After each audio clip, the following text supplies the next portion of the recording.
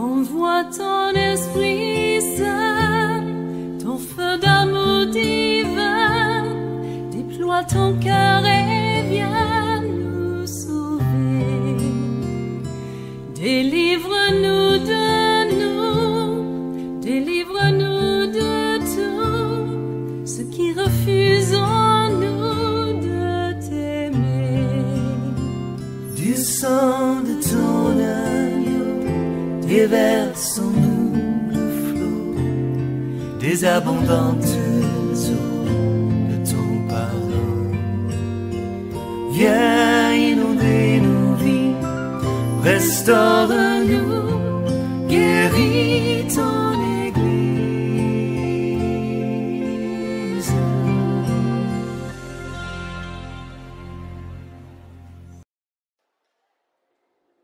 Est-ce que Dieu connaît tous les ivrognes qui vont faire des accidents, qui vont tuer des personnes? Lui, Dieu connaît tous les ivrognes qui vont tuer les gens par accident. Mais est-ce que Dieu va les empêcher de ne plus boire? Non, des gens boivent. Il y a des pasteurs même qui encouragent les gens à boire. Et donc, des gens vont boire et ils seront saoulés, n'est-ce pas? Ils seront ivres et ils vont commettre des choses. Est-ce que Dieu connaît tous les drogués dans le monde?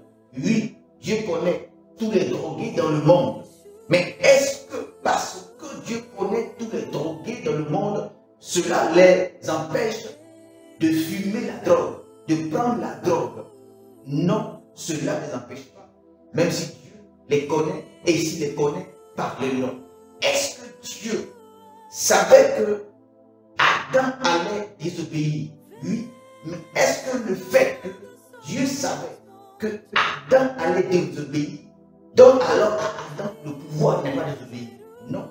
Est-ce que parce que Dieu savait qu'Adam allait désobéir,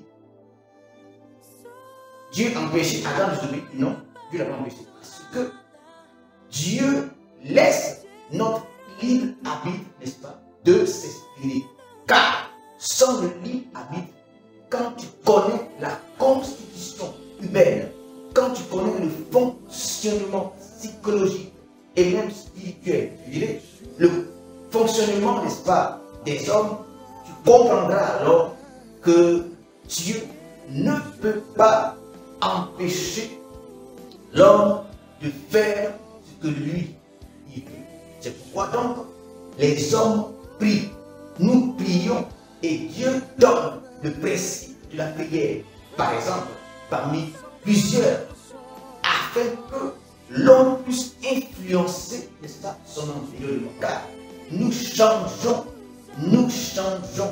nos circonstances par la prière ou par autre chose. Nous voyons dans la Bible des personnes dans des situations. Nous voyons dans la Bible Pierre et Jean en prison qui ont invoqué le Seigneur. Le Seigneur les a donc délivrés de la prison. Alléluia. La volonté de Dieu n'était pas que ses serviteurs partent, aillent en prison. C'est pourquoi, à travers la prière, il les a donc exaucés et il les a délivrés de la prison.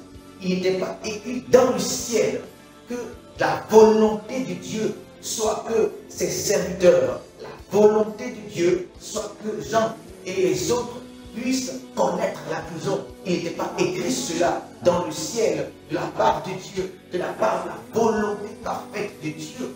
Mais les choses arrivent parce que sur terre, il y a des hommes qui croient en Dieu, qui choisissent la voie de Dieu par Jésus-Christ de Nazareth, en qui il y a le Saint-Esprit qui les aide, n'est-ce pas, à faire la volonté de Dieu. Et c'est pourquoi l'apôtre Paul dira, par le Seigneur, obéissez, marchez selon le Saint-Esprit, et vous n'accomplirez pas les désirs de la chair.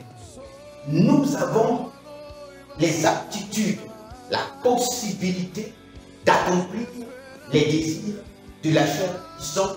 Alors, accomplir les désirs de la chair, marcher selon la chair n'est pas la volonté de Dieu. Ce n'est pas écrit dans le ciel. Mais la plupart des gens sur la terre marchent selon, n'est-ce pas, la chair. La chair, la Bible dit que la chair est inimitié contre Dieu et la chair ne peut accomplir la volonté de Dieu. Et donc, dans la vie des hommes, il y a, n'est-ce pas, la réalité de la chair qui les amène à faire des choses, n'est-ce pas, contre la volonté de Dieu. Par exemple, les acteurs de la pornographie ne font pas la puissance de la chair qui est en eux est associée à la volonté du diable pour faire ces choses. Alors, il n'est pas écrit dans le ciel que ces personnes-là feront ces choses-là. C'est de la volonté du diable, mais également de la chair qui est en nous, qui donne aux hommes de faire un certain nombre de choses qui n'est pas la volonté de Dieu. C'est pourquoi, lorsque Christ meurt, il vient, n'est-ce pas? Lorsque Christ meurt à la croix, il va, n'est-ce pas, nous donner, lorsque Christ vient, il nous donne le Saint-Esprit qui sera désormais en nous pour nous aider à faire la volonté de Dieu. Et l'apôtre Paul dira, ne marchez pas selon la chair, c'est-à-dire que l'on peut marcher soit selon la chair ou l'on peut marcher soit selon l'esprit. Ce n'est pas Dieu, écoutez. Alléluia. Alléluia. Si Dieu nous téléguidait, Dieu n'avait pas besoin de faire veiller son Saint-Esprit pour le mettre en nous. Parce que lui, il nous téléguide déjà.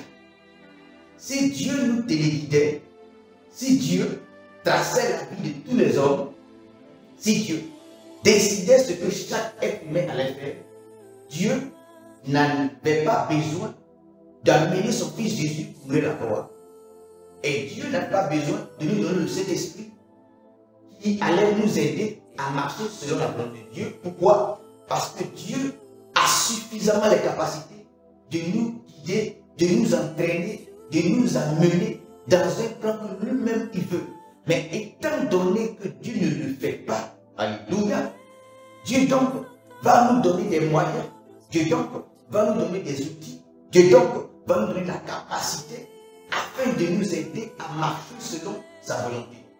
C'est pourquoi il nous dira dans Luc, voici, je vous donne le pouvoir de marcher sur les serpents, de marcher sur les scorpions, de marcher sur toute la puissance de l'ennemi et rien ne pourra vous nuire. Alléluia. Alors lorsqu'il dit que rien ne peut nous nuire, c'est-à-dire que nous avons la capacité de faire ces choses par, alléluia, par le moyen qu'il nous donne. Mais maintenant, nous pouvons ne pas faire usage du pouvoir de Dieu. Alors si nous ne faisons pas usage du pouvoir de Dieu, nous ne pouvons pas dire, nous ne pouvons pas affirmer que c'est Dieu dans le ciel, n'est-ce pas, qui nous donne la volonté de ne pas utiliser son pouvoir. Dieu nous donne les moyens par la croix. Dieu nous donne les moyens par, n'est-ce pas, Jésus-Christ. Dieu nous donne les moyens par son onction, par son esprit, par les dons spirituels de faire un certain nombre de choses. Alléluia. Mais maintenant, si nous le voulons, nous ne le faisons pas. Et si nous ne le faisons pas, c'est ce qu'on appelle la désobéissance. La désobéissance étant la désobéissance des principes de vie. Alors nous pouvons désobéir. Et la voie de la désobéissance n'est pas le plan que Dieu a, n'est-ce pas, planifié, destiné pour nous. Alléluia.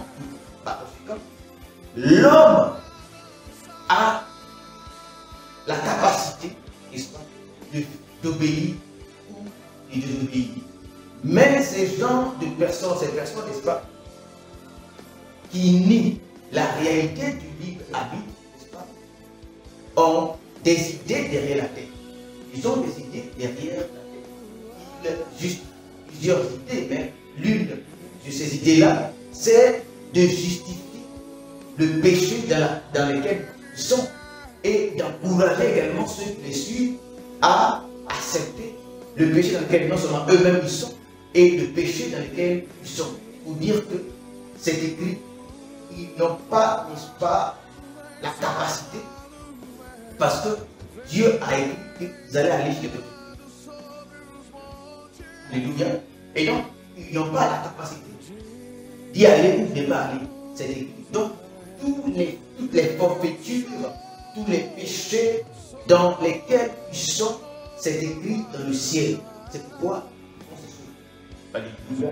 Alléluia. Et nous disons que ce sont des faussetés, ce sont des erreurs. Alléluia. Alléluia.